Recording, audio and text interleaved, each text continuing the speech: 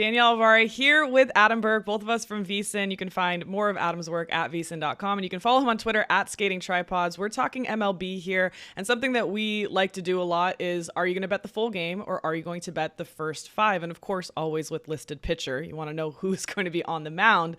But I took to betting the first five a lot last year, and that was more just because I was betting the Angels, and I wanted to pretty much just bet on Shohei Ohtani and nobody else.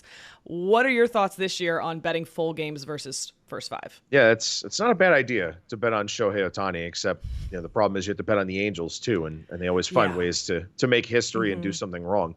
But usually it's at the end. Usually they just squirrel it away. Right. Yeah, the bullpen. It's exactly what you're talking about. And I think that does make people gun shy. It does make people scared to bet full games because they'll remember the blown saves. They'll remember the games where they had a winner that the bullpen threw away.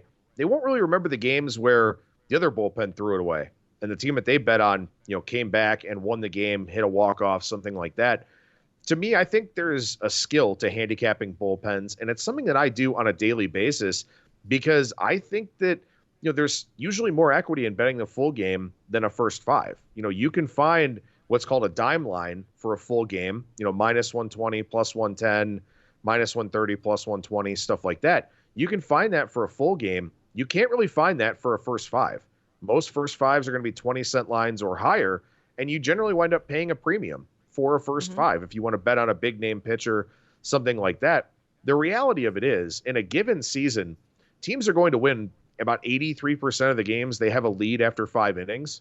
So to me, I think it's kind of worth that trade-off of getting a better number and just handicapping the bullpen, seeing who's available, seeing what the reliever usage looks like.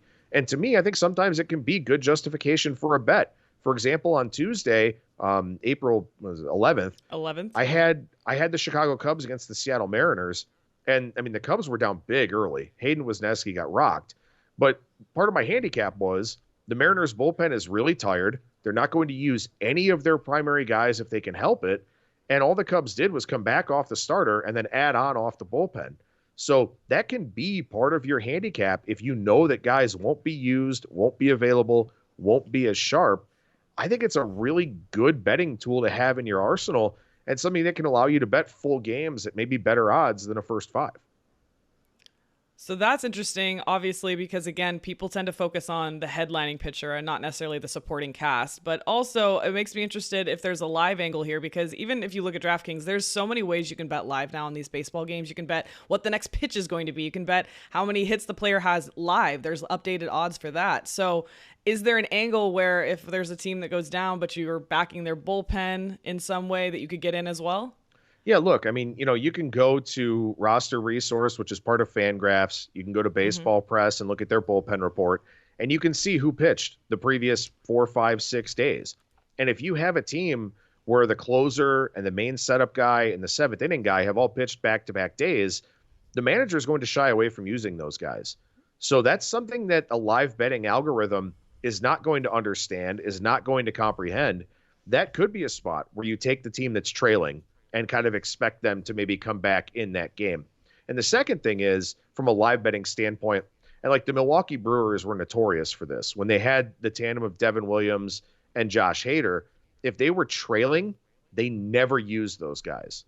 So they would use their lesser relievers in hopes of keeping the game close, and that's not always going to be the case.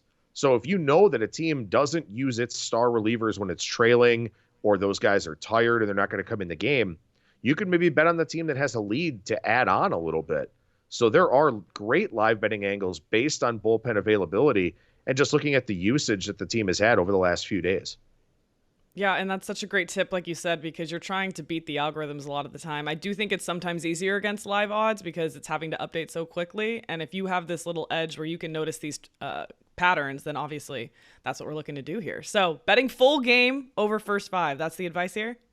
I think so. I mean, I like to, don't get me wrong. I mean, I'll take first fives. I'll take first five run lines. I'll do There's opportunities. Some different things like that. But to me, it's on a case by case basis. I know there are some people that are just hard line. I'm only betting first five. I'm not betting full game.